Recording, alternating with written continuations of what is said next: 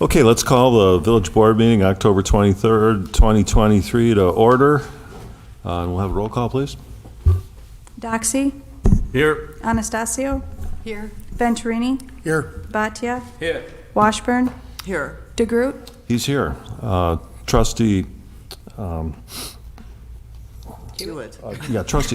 Trustee John Hewitt is excused. That's what we call senior moment. Yeah. So we go to public comment. Members of the public. For the pledge. Oh, Pledge of okay. Allegiance. Yeah, another senior moment. Let's pledge allegiance to the flag of the United States of America and to the republic for which it stands, one nation, under God, indivisible, with liberty and justice for all. Okay, so now we'll move on to public comment. Members of the public are welcome to provide comments on any matter. Please listen for the president to recognize you. State your name and address for the public record. Comments are limited to 3 minutes. Anybody signed up for public comment? I have nothing. I don't see anybody out there wishing to speak publicly. So with that, we can dispense with public comment. We'll move on to the next agenda item. Consent agenda. Mr. President, I'd like to make a motion to adopt the items in the consent agenda. Second. So I hear a motion and a second. All in favor signify by saying aye. Aye. Opposed? So that motion I carries. got to make a comment, Mr. President, for the item number 1 for the October 9, 2023 meeting. Please mark me abstain because I wasn't here. Very well, we can note that. So let's jump down to new business. We've got some community development items. We've got Ordinance 21-2023, a zoning map amendment for 2245 Mead Street, ZMA 23-8. And where we go to with this is a public hearing for it first. So following a brief presentation by the staff, I asked that the applicant to describe their petition. If you wish to speak, fill out a public hearing form, which you can find on a table near the entrance. Once recognized, speakers should come to the podium and identify themselves with their name and address. Please speak clearly into the microphone. I will first call people in favor of the application and then call those who are opposed. Speakers must direct all discussions towards the board. I will not allow interchange between members of the audience and the petitioner. We request that you do not interfere with nor interject comments while another person has the floor. Please keep all comments on the particular item before the board and no longer than 5 minutes. And finally, please turn off or mute all of your electronic devices.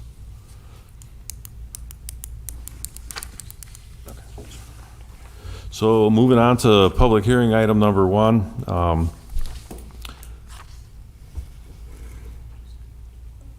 Yeah.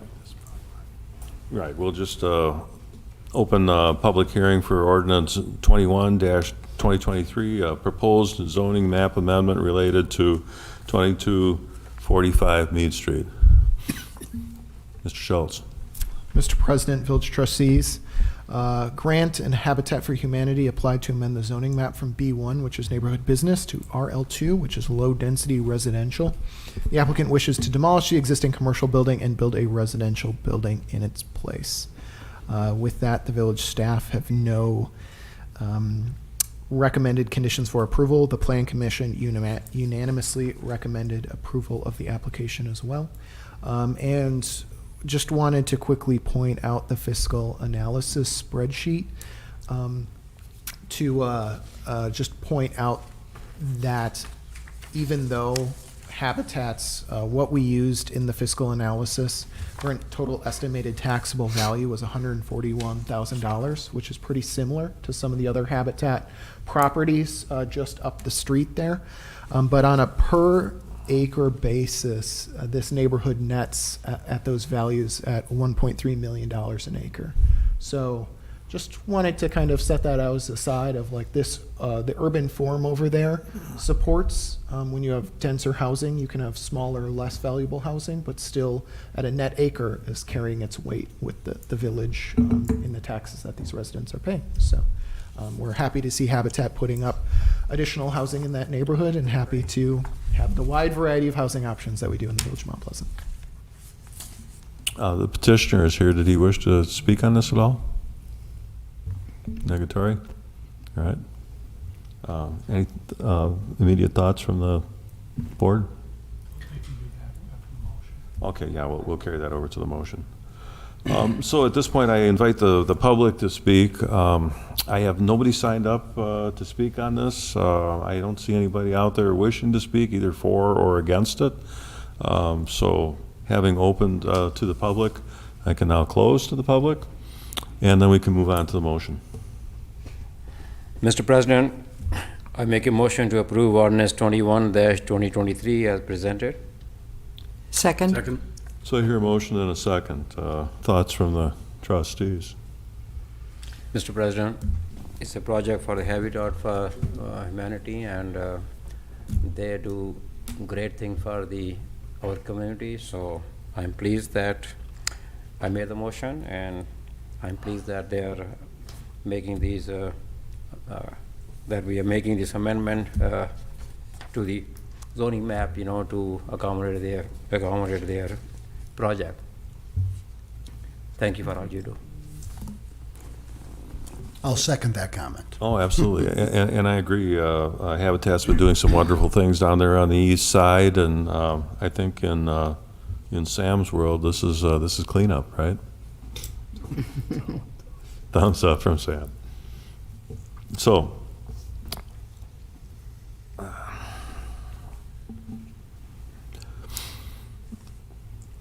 on the matter of Ordinance 21-2023, zoning map amendment for 2245 Mead Street, CMA 23-8. Roll call, please. Doxy? Aye. Anastasio? Aye. Venturini? Aye. Bhatia? Aye. Washburn? Aye. DeGroot? Aye, that motion carries. So let's move on to the second public hearing item, and that regards item G-1B, Ordinance 22-2023, an amendment to the sections of 90-320.80 and 90-540.100 in the zoning code related to appeals to administrative decisions. Mr. President, Village Trustees, this batch of code updates is due a little bit to 2023 Wisconsin Act 16 from the legislature mixed with some other quality assurance revisions. Clarifies that appeals relating to the final approvals of conditional uses go to circuit court, that appeals of administrative site plan approvals go to the Board of Zoning Appeals and not the Plan Commission. It specifies a time frame on an appeal hearing for an administrative appeal, and it makes clarifications on applicability which official is responsible for receiving and transmitting a received appeal by the village. So this is truly a cleanup, as we like to say. Very well. Again, at this point, since it relates to the zoning code, I need to invite public comment.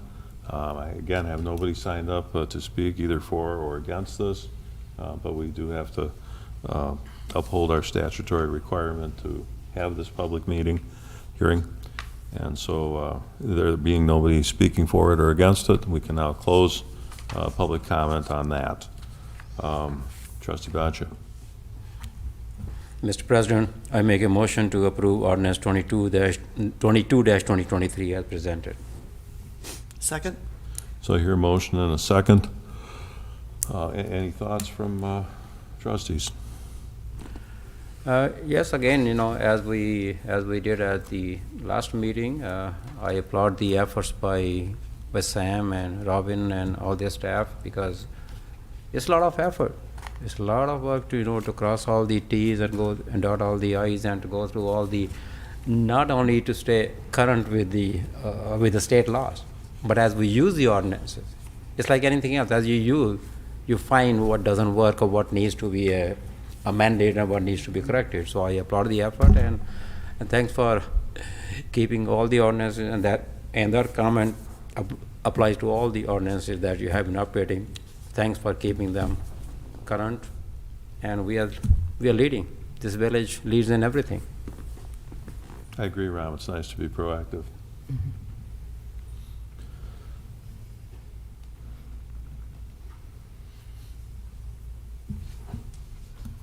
So on the matter of ordinance 22-2023, roll call, please. Doxy? Aye. Anastasio? Aye. Venturini, Aye. Bhatia? Aye. Washburn? Aye. DeGroot? Aye, motion carries. So let's move on to the third public hearing, item G1C.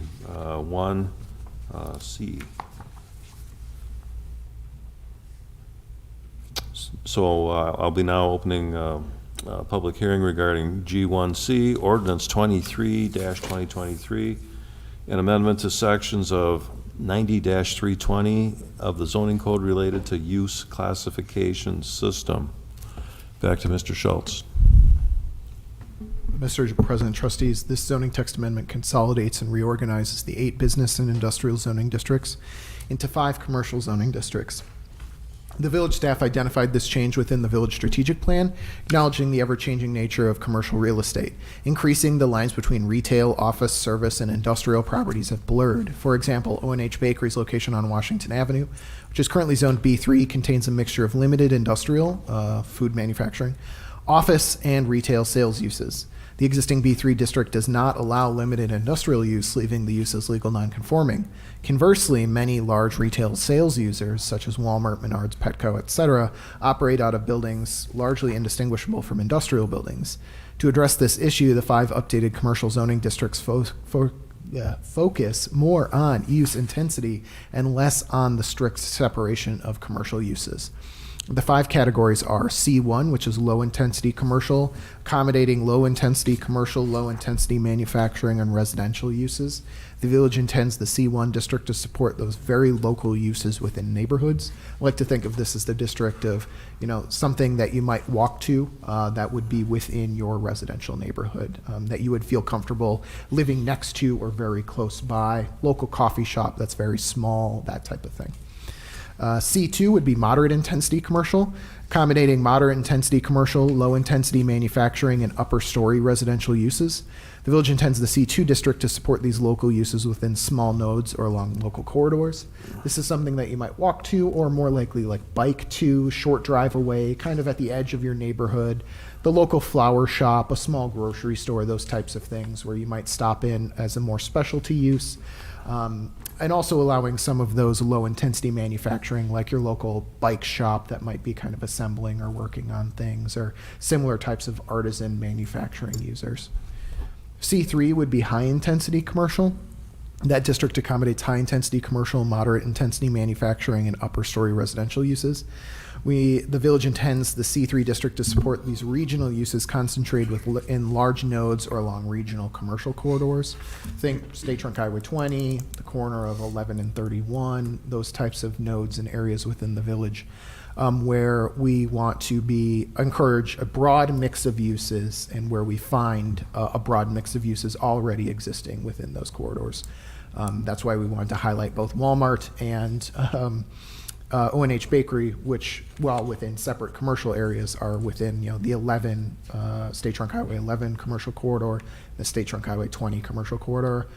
We haven't received any complaints about O&H's basically pseudo-industrial use, and we haven't received any complaints about Walmart's retail use, even though functionally those buildings are very similar. C4 would be general industrial. That accommodates high-intensity commercial and high-intensity manufacturing uses. It does not allow residential uses. The village intends the C4 district to support these regional uses within business parks. So think our current manufacturing and business park areas. This is the new name for that district. And how this is largely changing is it's allowing a little bit more commercial uses within those industrial areas, which we've allowed in the past, and then we got away from, and now we're re-allowing in some of those areas. And then finally, C5, special industrial, accommodating high-intensity manufacturing uses separated from commercial and residential uses. This is kind of the old M3, really things that should be largely separated from other types of use, like mining and quarrying, slaughterhouses, just the most intense type use that you can think of from a manufacturing space. You wouldn't want to live across the street from it, kind of thing. We haven't been getting any inquiries on slaughterhouses. We have not received any inquiries on those types of things. No, Okay, I just no want everybody mine- understanding that. no mines looking to go into the village or anything like that. We just have to accommodate some of those uses in specific districts. So we create the special one there. The C5 district also takes certain types of other intense uses and largely requires special application procedures when people are going through a process to rezone into that district. The updated table 90-310-2 revises lot area per dwelling unit, lot width, and building coverage ratios to more closely match with corresponding residential-only districts. It sets new standards for street-facing, ground, and upper-story transparency. It also sets new height limitations by story rather than feet, including new minimum height requirements for the C3 and C4 district. The accompanying use table changes allow residential uses into the C1 through C3, some districts upper story only, and the C4 district reallows many commercial uses previously allowed in the pre-2020 business park district. The updates do not conflict with any element of the multi-jurisdictional comp plan. The village staff and the plan commission recommend the village board approves the ordinance. And with that, I can answer any questions you have about our reimagined commercial and industrial zoning districts. Well, let's get to that in a minute, but here's where I invite the public to weigh in. Again, I've got nobody signed up for public comment on this, either for or against it. So inasmuch as this is a public hearing, I can close it just as well. So with that being closed, Trustee Boccia. Mr. President, I make a motion to approve ordinance 23-2023 as presented. Second. So I hear a motion and a second. I think there are some questions from, I know that Andrew was mentioning a few things. Let them rip. Mainly, my one question, Sam, is on maximum building coverage. Now, did that come down from the state, or did we put that in at dropping it from 50% max for anything, the lot area being 36,302? And then the difference is down there. It seems like it drops it quite a bit in size, allowable size. For the C1 district, or specifically in regards to any of the districts? I'm looking at, on this,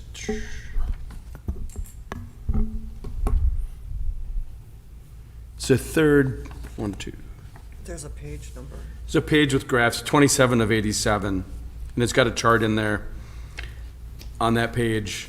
Maximum building coverage, percentage of lot. The largest went from 60% down to 50. The next went from 80% down to 60. The next from 90% down to 70. Yeah. I'm just curious about where that came from. It came from us. It didn't come from the state. And that was us trying to match closer to corresponding residential districts. Thinking out as we go through neighborhood planning or comprehensive planning, where we're looking at broad areas at a time, we'd like to be able to shift the village's thinking away from like residential versus commercial when we're doing that high level master planning, and more towards like along County Trunk Highway H, we'd like to see moderate density development. And so, or along 20, we'd like to see high intensity development. So to do that, we needed the commercial districts to correspond a little bit closer to some of our residential districts. So if like a low density residential was sitting next to the C1 commercial district, the lots and allowances would be roughly proportionate across those two. So you wouldn't be getting a building type that would look vastly different, even though they would be zoned different types of things. So we just tried to carry that through our districts. So C1 kind of marrying with low density residential, C2 mirroring with moderate density residential, C3 mirroring with high density residential, and then C4 And C5 would be away from those districts and kind of specialized areas. So that was our thinking there, was just to fine tune it. In practice, no one really got up to those lot coverage ratios, so we never saw anyone like bumping up against it or anyone that we wanted to size down. It wasn't based on any specific proposals, just us trying to, make our code line up a little bit more consistently internally. All right. Does that help? It does. I've run into problems before with being told I can't have so much space on a lot for a building so it kind of, I'd like to have kept it where it was at and not taken that capability away from people. Sure. We also tried to, the tough part is then you're like putting upward pressure on the upper districts to allow like full, essentially, lot coverage on those. So we tried to have like a blend across the districts so it wasn't compressed at one way or another. All of that said, if we do have one of those issues, I hope we've built the trust with the village board. If someone comes in with a reasonable request and we're the ones getting in the way of it through our code, we'll be the first ones back in front of you to adjust those percentages. We think these ones make sense, but if we get evidence otherwise, we'll come back to you and try to clean that up for people. A lot of communities work with floor area ratios, which are slightly different than lot coverage ratios. So that may also provide a little bit more flexibility than some other communities give their commercial buildings, particularly. The That's floor- fair. Yeah, the floor area ratios can be very difficult and to work with and restricting. Yeah, most communities have gotten, most like modern looking zoning codes have gotten away from floor area ratios and more towards height limits, setbacks. Lot coverage ratio is really going to build the box in which you could put a building on a property.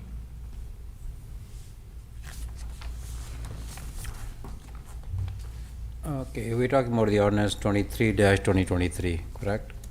Yeah, I just wanted to know if you had any thoughts.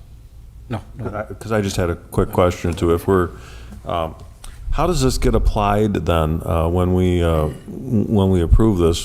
Because that vote is coming up. And are you going to end up with grandfather situations again, or when do the lot owners get notified that the nature of their zoning has changed? Where do we go with this from here? It's a good question. I'll take it in two parts. So the first, on the legal nonconformity side, we follow the state statutes regarding legal nonconformity. So if someone is put in a legal nonconforming situation, they're still allowed to continue operating their business and expand it and do all the things that they're allowed under state statute. So we're not particularly strict on legal nonconforming status. That said, we did try to test these against our commercial properties, in large part the larger districts, because you're dealing with 900 linear foot parcel sizes and things, and stuff starts to get wonky there. So we did try to test it against those things, and I don't think it should really affect too many property owners negatively. There is somewhat of an effort to clearly define those parcel sizes, because we don't want, there's no maximum lot size, for instance, in the C5 district, because a quarry wouldn't have a maximum lot size theoretically. But for other commercial properties, it does help to have a maximum and potentially put someone in a legal nonconforming status. Just in the long run, it can help make sure that properties are subdivided in a way that provides them good public access and things like that. So there's a little bit of us trying to play both sides, but I don't think it should negatively affect anyone. In terms of the use regulations for these changes, everyone will get more uses allowed in their districts, not less. So you'll see there was a table in the ordinance that just kind of transfers people into the new district. And that's because we weren't really restricting anyone's development rights through this. So we felt comfortable, qualifying this as a zoning text change and not really a zoning map change, because no one's getting put in a much more restrictive district than they were otherwise in. In terms of communicating that to the public, we've already had some preliminary conversations with our community engagement team. They sit through our plan commission meetings and watch them, so they know it's coming.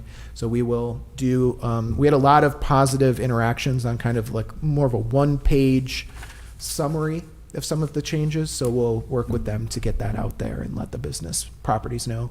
Really, if you own some commercial property in the village, if anything, most of your development rights got a little bit more flexible after this. So hopefully if they're having a tough time finding tenants or something, they can market to a broader audience. But Well, we're okay with that. We just don't like people getting surprised, and then they come in here and they share their surprise with the board.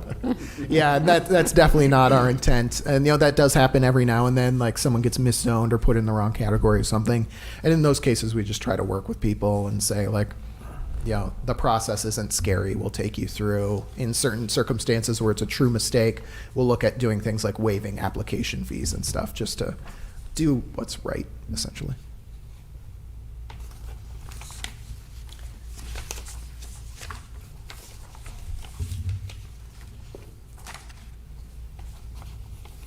Okay, any other thoughts? Okay, so in the matter of Ordinance 23-2023, roll call, please.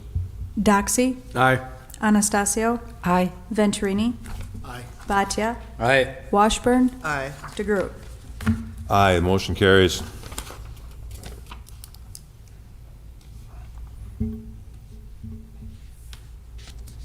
Okay, so let's move on to public item number 4, which is item G-1D, which is ordinance 24-2023, an amendment to section 90.405 of the zoning code related to architectural standards. Back to Mr. Schultz. Mr. President, the zoning text amendment adds a new division under Article 400 Village-Wide Standards, creating universal architectural standards for the RE, MX, C1, C2, C3, C4, and P districts. The new division sets material requirements for building facades, gives the Plan Commission authority to approve alternative high-quality materials, requires matching accessory buildings, and sets standards regarding roof pitches. The village staff drafted these architectural standards after some negative public feedback regarding recent industrial buildings. These standards, combined with the minimum glazing requirements in the proposed C districts, which you just approved, should set clear, flexible, and objective architectural baseline for new buildings in the village. The updates do not conflict with any element of the multi-jurisdictional comp plan. The village staff and the Plan Commission recommended that the village board moves to approve the ordinance. And as one special note, there was one change between what we presented to the Plan Commission, what's in front of you as the village board. The Plan Commission wanted some clarification on 90-405.20 building facades regarding how the heavier material is supposed to be located lower on a facade than a lighter material. So you'd have a stone base and then a cement board upper on a commercial building. They wanted to call out that in some circumstances it is appropriate to have more vertical material application instead of horizontal material application. So we tried to call that out in what was presented to you all tonight, which is sub 1, architects may apply materials vertically to delineate corners, differentiate tenants, monument entrances, or other similar limited applications if the total square feet of the vertical material on the upper stories does not exceed the total linear feet of building facade. So we tried to make that roughly proportional to the size of the building and just say in limited circumstances, yeah, you can add some extra stone or some extra window glazing around a building entrance, but in large part, those materials should be located banded horizontally as opposed to vertically. And that's in large part because most of our buildings are horizontal in the village. It's a more traditional building style. You know, if you were building an old building, you'd put a stone base and then a wood upper. So this is trying to do that. You know, we're not Manhattan, so we don't have buildings that are more vertical than they are horizontal in large part. So this helps emphasize that building type. That's the only change between Plan Commission and now. Okay, so here's where I invite the public to speak. I'm being motioned by the clerk. We've got nobody signed up to speak. And again, out in chambers here, I see nobody waving their hands to speak. So with that, I can close public comment and we can move on to the motion. Mr. President, I make a motion to approve ordinance 24-2023 as presented. Second. So I hear a motion and a second. Thoughts? Go ahead. I'm a little bit Could you go over the information about the glazing? Is that the reference in the other one about transparency? Is that- Yes, there are some minimum transparency requirements in the ordinance which you just passed, mainly for commercial buildings. 20% of the ground floor would have to have transparent glass. 10% of the upper stories would have to have transparent glass. And that's to make mainly our industrial buildings, but also our commercial buildings a little bit more pedestrian friendly, as we've tried to emphasize, including sidewalks and bike paths and things throughout the village. Those requirements are only on street-facing facades, so that's how we tried to balance those requirements. So your back of house stuff could still stay a little less glazed if you add it on the front, not wanting to really kind of blow out those industrial buildings with huge glass requirements. The glass that we're calling out here, though, we wanted to make it specific on the architectural standards that was not spandrel glass, which is 100% opaque. Like it's insulated behind it. You can't see through it. So it's meant to look like a faux window. That doesn't count towards your glazing requirements. It has to be something that lets through light. So, Administrator Murphy asked me a really good question this morning. How does that work with like dentist's office or other uses that might want some level of privacy, medical office? And this does not prohibit glazing in terms of like some level of opacity. It just says it can't be 100% opaque. So then light is being let in and out of the building through the window. So that's how we try to balance those requirements. But if you're in the dentist office, you don't want spectators looking in. Well, they could put up a blind too, but.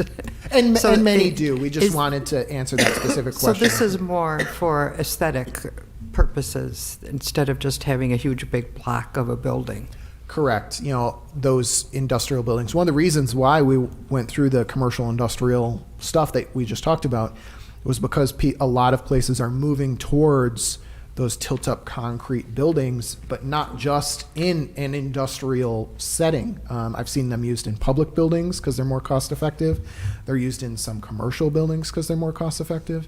And conversely, you're seeing more commercial uses pop up in those buildings. If 20, 30 years ago, if I had gone to any of you and said, there will be a family-friendly brewery restaurant that operates out of an industrial building, I think most people would be like, get out of here, that's not going to happen. Those are pretty common now, and other types of, more retail service uses in those buildings. So if those uses are located in those buildings, we also wanted to say, hey, those buildings can't get by on just the older art, like industrial standard, when they were only warehouses or things. We do want to force them to be a little bit more pedestrian focused. And with much of our business park development happening closer to the interstate, that was a lot of the feedback we got from some of those buildings that have gone up over the last few years is, we don't like the way they look.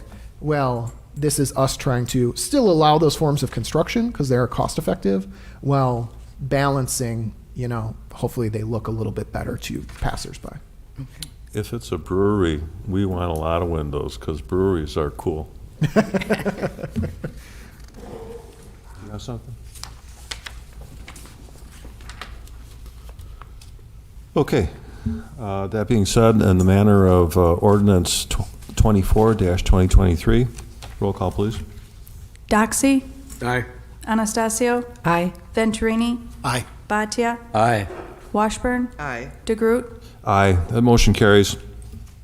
So let's jump down to the next item, which is discussion possible action on an amendment to the Pike River Crossing Development Agreement. Mr. President, I make a motion to authorize the appropriate village officials to enter into a development agreement with Black Pike River LLC related to a development within TID number 6 as presented. I'll second that. So I hear a motion in a second. This is something that we had gone through just very recently in the Committee of the Whole meeting, just mere minutes ago. And it's before us for our consideration. Any other thoughts, Sam? Nope, just slight adjustments to the internal rate of return, municipal revenue obligation, maximum amount, discount rate of the net present value, and clarifies the definition of the look-back date. So I'd qualify them all as minor changes. They're all largely in scale with the original development agreement approved. They just changed over time due to rising interest rates for the most part. Right. And this is, our approval is also subject to the community development eyeballing it as well. Correct. Do you have anything? All right. So on that matter of the amendment to the Pike River Crossing Development Agreement, roll call, please. Doxy, Aye. Anastasio, Aye. Venturini, Aye. Bhatia, Aye. Washburn, Aye. DeGroot, Aye, that motion carries. So let's jump down to some other business here. We've got discussion, possible action regarding a new Class B liquor license, which is the Racine Country Club, 3121 Northwestern Avenue, Evan Pettibone. Mr. President, I make a motion to approve the application for a Class B liquor license filed by Racine Country Club for the 2023-2024 licensing year. Second. So here, a motion and a second. Jill?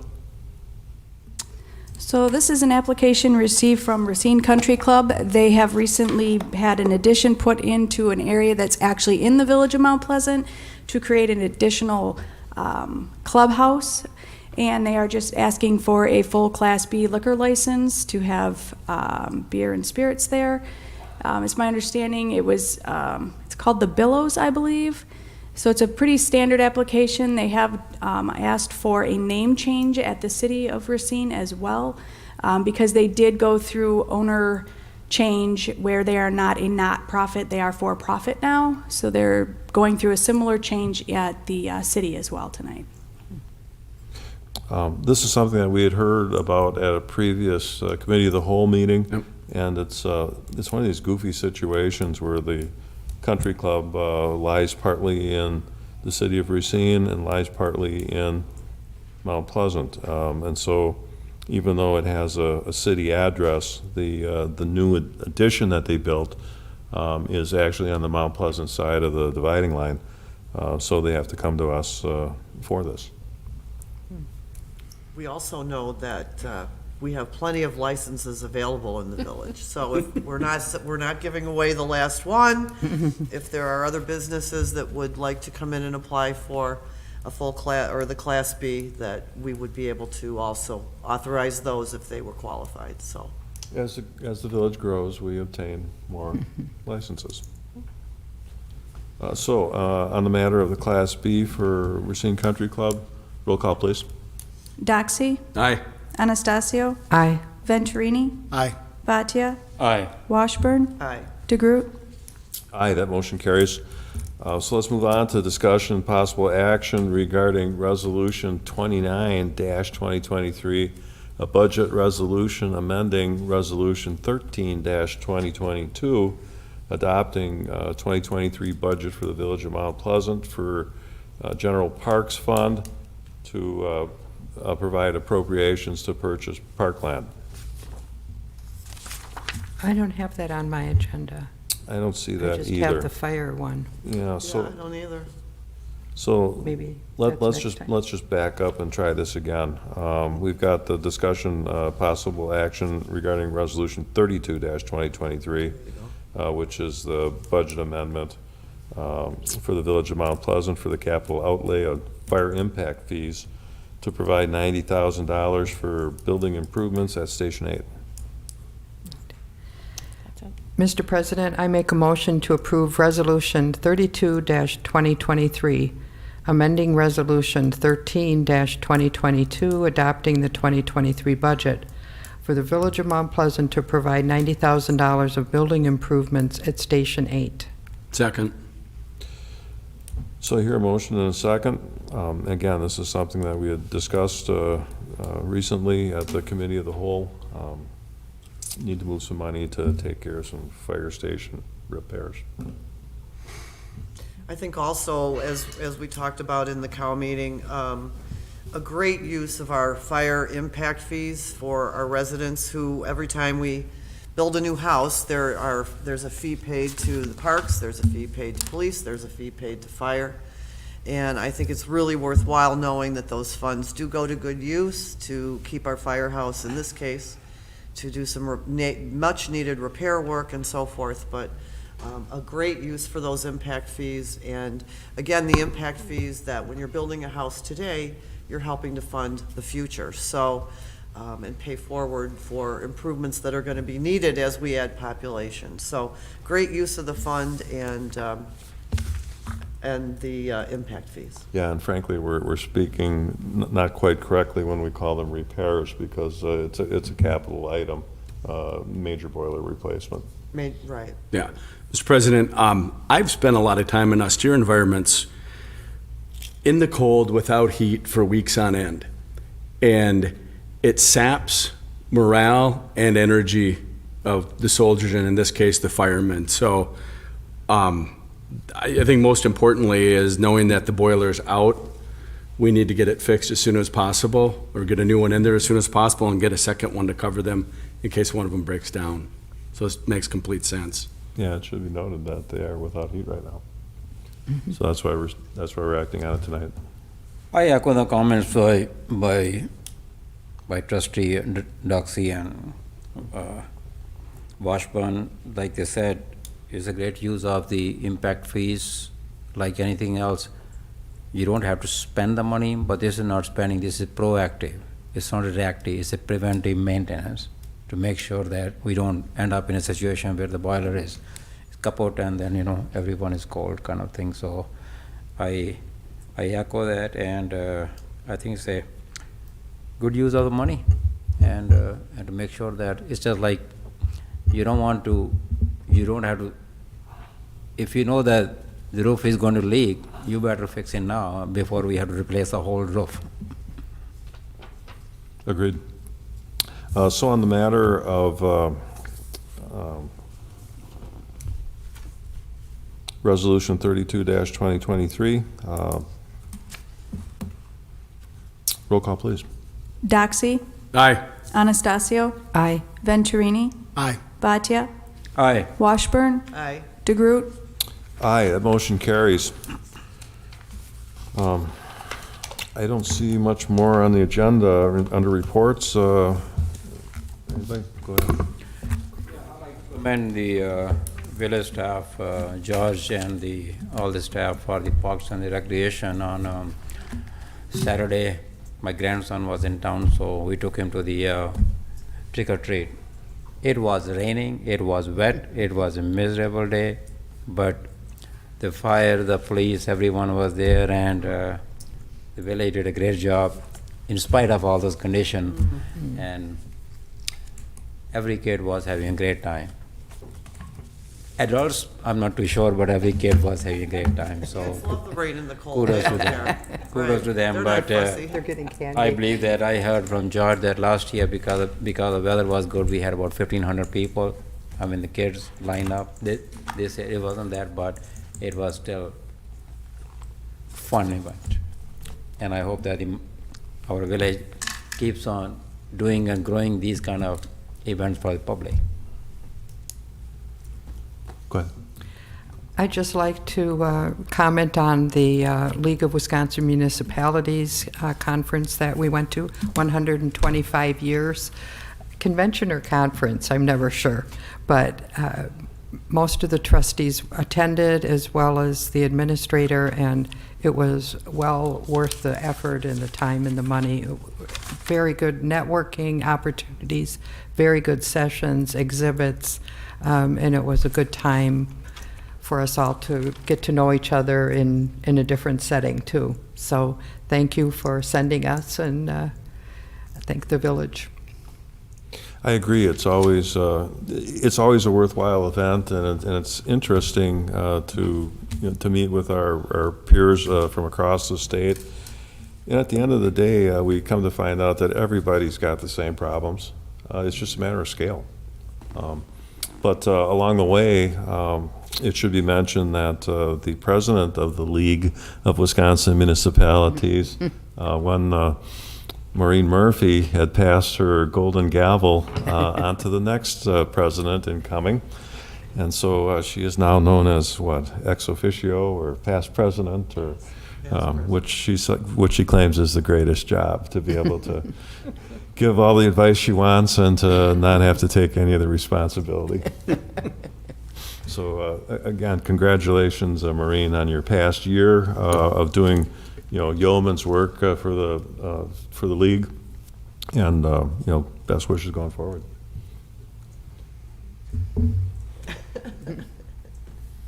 You can jump in and say something if you want. I'll second that.